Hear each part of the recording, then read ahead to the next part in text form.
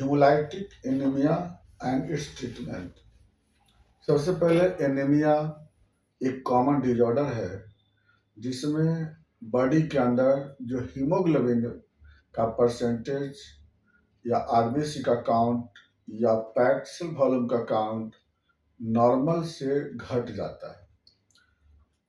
Normal जो उसका level है उससे घट जाने के कारण बॉडी के अंदर कई तरह के डिजॉर्डर होते हैं। नर्वस सिस्टम से लेकर के और स्किन तक कई तरह के वहाँ प्रॉब्लम होते हैं बॉडी में।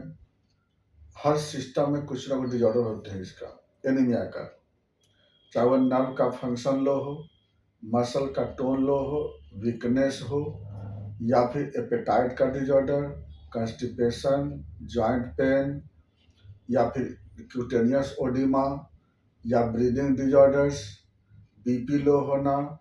कई तरह के बॉडी में कंप्लेन होते हैं इससे, और इसकी कमी होने के कारण या एनीमिया होने के कारण कई तरह के इन्फेक्शन बॉडी पर अटैक करते हैं और कॉम्प्लिकेशन भी कई तरह के होते हैं। कई तरह की बीमारी डेवलप कर सकते हैं, कई तरह के डेवलप करता है। तो यह एनीमिया जो होते हैं 5 वेराइटीज के होते हैं। अलग अलग तरह के एनीमिया है। Haemolytic anaemia, haemorrhagic anaemia, iron deficiency anaemia, pernicious anaemia and aplastic anaemia. Her anaemia का कॉज अलग अलग है और ट्रीटमेंट अलग अलग है। तो जब तक उसको हम नहीं समझेंगे अलग अलग और इस एनीमिया को प्रॉपर डायग्नोस नहीं करेंगे, तब तक प्रॉपर ट्रीटमेंट करना मुश्किल है, क्योंकि हर का कॉज अलग है और उसका ट्रीटमेंट का मोड अलग है।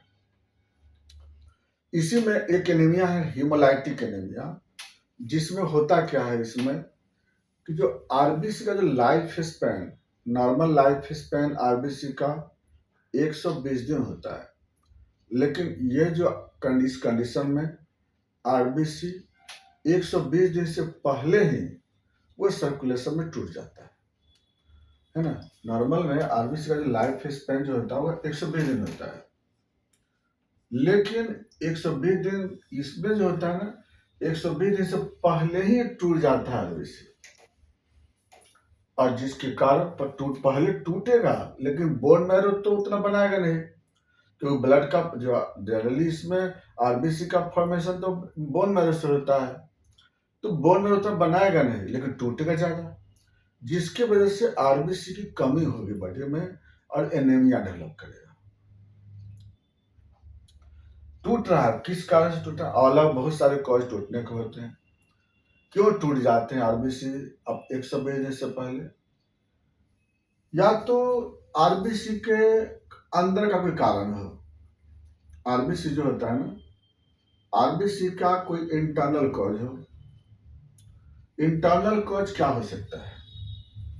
इंटरनल कॉज में या तो इसके अंदर जो ग्लोबुलिन प्रोटीन है, ग्लोबुलिन प्रोटीन अच्छे नहीं बनते हैं, तो क्या डिजॉर्डर क्या होता है? Sickle cell. सिकल सेल होने के कारण आरबीसी 10 से 20 दिन में टूट जाते हैं। यह जेनेटिक प्रॉब्लम होता है, जिसमें एमिनो एसिड का सीक्वेंस चेंज हो जाता है। दूसरा थैलेसीमिया, इसमें जो हीमोग्लोबिन की क्वालिटी इसमें ही गड़बड़ हो जाते हैं। एमिनो एसिड का चेन या तो गायब हो जाते हैं, या एगो चेन दो चेन गायब हो जाते हैं इसमें, तो पूरा प्रोटीन इसमें से एब्सेंट हो जाते हैं। ये अलग तरह का एनीमिया होता है थैलेसीमिया। ये भी एक जेनेटिक प्रॉब्लम होता है। एस्फेरोसाइटोसिस, आरबीसी का शेप चेंज कर गया, ये भी जेनेटिक प्रॉब्लम है, ये भी आरबीसी टूटते हैं इसमें। G6Pil डिफिशियंसी, जिस एंजाइम से आरबीसी को एनर्जी मिलता है वो एंजाइम ही गायब हो गया, एब्सेंट हो जाते हैं। पाइरुवेट काइनेज, वो एंजाइम कमी होने से जो आरबीसी के अंदर पीएच अब नॉर्मल हो जाता है, आरबीसी टूट जाएंगे। ये सब इंटरनल कॉज होता है। एक्सटर्नल कॉज, या तो फिर एक स्टंट लगा हुआ है कहीं पे, या फिर बर्न के कारण, मलेरिया पैरासाइट के कारण, सेप्टिसेमिया के कारण, एलर्जी के कारण, या कुंभ टेस्ट पॉजिटिव होने के कारण, या पीएनएच, पैरोक्सिस्मल नक्टर्नल हेमोग्लोबिन के कारण, जिसमें कंप्लीमेंट सिस्टम आरबीसी को तोड़ देता है। ये सब कुछ एक्सटर्नल कॉज होते हैं जिसमें आरबीसी टूटता है। तो इंटरनल समझ में आ गया, एक्सटर्नल समझ में आ गया। अब इस सारे कारण से क्या होते हैं ना, आरबीसी कभी भी टूट सकता है, या तो 2 दिन में, 10 दिन में, 15 दिन में, 20 दिन में, 30 दिन में, जिसको रहना चाहिए 120 दिन तक। इसके कारण आरबीसी का प्रोडक्शन रेट तो नॉर्मल है और डिस्ट्रक्शन रेट ज्यादा है। आरबीसी का प्रोडक्शन रेट नॉर्मल, डिस्ट्रक्शन ज्यादा। इसकी वजह से पेशेंट बॉडी में क्या होगा, एनीमिया होगा, और इस टाइप के एनीमिया को हम लोग हिमोलाइटिक एनीमिया बोलते हैं। अब चूंकि इसमें सिम्टम क्या मिलता है, अब हीमोग्लोबिन ज्यादा ब्रेक हो रहा है, ज्यादा टूटेगा तो क्या होगा, अब टूटेगा कहाँ पे, स्प्लीन में, तो स्प्लीन का साइज बढ़ जाएगा। स्प्लीनोमेगाली साइज बढ़ेगा तो पेट दर्द होगा, अबनॉर्मल पेन होंगे। ये अबनॉर्मल हीमोग्लोबिन जो होता है ना, बॉडी में हीमोक्रोमेटोसिस करते हैं, हीमोक्रोमेटोसिस। अब इसके कारण heart, liver, adrenal gland, pancreas, ये सब जो है ना, इसके वजह से डिस्टर्ब होंगे, इसके वजह से अलग फंक्शन डिस्टर्ब होंगे। हीमोग्लोबिन ज्यादा टूटेगा तो बिलिरुबिन ज्यादा बनेगा, बिलिरुबिन बनेंगे, बिलिरुबिन से जैसे बॉडी का फिर येलो कलर डेवलप हो जाएंगे, जॉन्डिस होगा। तो इस हिमोलाइटिक का ये स्पेसिफिक सिम्टम मिलेगा, और बाकी सिम्टम वही वीकनेस होगा, नर्व का प्रॉब्लम, डिस्निया डेवलप, जीआईटी में डिजॉर्डर्स, जेनाइटस प्रॉब्लम, जॉइंट प्रॉब्लम। तो इसका मतलब हुआ कि इसका ये वो अलग से इसका सिम्टम मिलेगा आपको, बिलिरुबिन बढ़ जाना, हीमोग्लोबिन हो जाना, स्प्लीनोमेगाली हो जाना।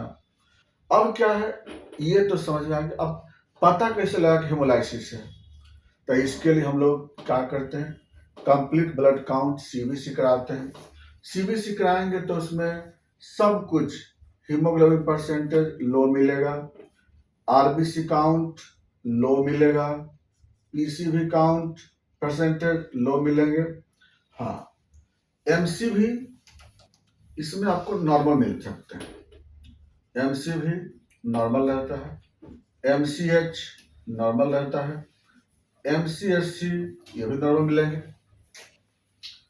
अब जब बिलिरुबिन जांच कराएंगे, बिलिरुबिन का टेस्ट तो बढ़ा रहता है। आरबीसी का मॉर्फोलॉजी अलग अलग रहेंगे, आपको सिकल सेल में अलग हो जाएंगे, स्पेरोसाइटिस में अलग हो जाते हैं, आरडीडब्ल्यू नॉर्मल मिलेंगे। तो ये सब जांच कराने से पता लग जाता है। यूरिन का जांच करेंगे, आरडी ऑफ यूरिन, तो उसमें हीमोग्लोबिन मिलते हैं, फ्री हीमोग्लोबिन, ओकल्ट ब्लड मिलते हैं। रूटीन एनालिसिस ऑफ यूरिन कराने पे ओकल्ट ब्लड मिलते हैं, आरडी ऑफ यूरिन कराने पे। जब आरडी ऑफ यूरिन कराएंगे, routine analysis of urine, RD of urine कराने पर इसमें ओकल ब्लड पॉजिटिव मिलेंगे, ओकल ब्लड, क्योंकि हीमोग्लोबिन पास करता है ना, फिर हीमोग्लोबिन किडनी से पास करते हैं। अब इसके इलाज क्या करेंगे, ट्रीटमेंट क्या है, ट्रीटमेंट कॉज जैसा होगा उसके अनुसार दूर देखेंगे। मलेरिया पैरासाइट भी जांच करा के देखेंगे, एमपी टेस्ट, ब्लड कल्चर कराएंगे, G6PD टेस्ट कराएंगे, थैलेसीमिया का जांच करेंगे, सब टेस्ट कराएंगे अलग अलग, जो कॉज होगा उसके अनुसार इलाज करते हैं। लेकिन कुछ ऐसी दवा होती है होम्योपैथी में जो अनएक्सप्लेन आरबीसी को टूटने से बचाया जाता है, जैसे चाइना है, फॉस्फोरस है, ल्यूपुलस हुमुलस है, नेट्टाम्यूर है, और भी कई तरह के दवा होते हैं।